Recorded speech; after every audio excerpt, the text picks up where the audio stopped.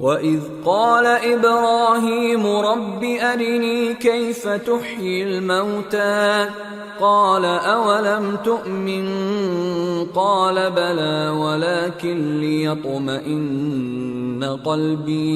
قَالَ فَخُذْ أَرْبَعَةً مِنَ الطَّيْرِ فَصُرْهُنَّ إِلَيْكَ ثُمَّ اجْعَلْ عَلَى كُلِّ جَبَلٍ مِّنْهُنَّ جُزْءًا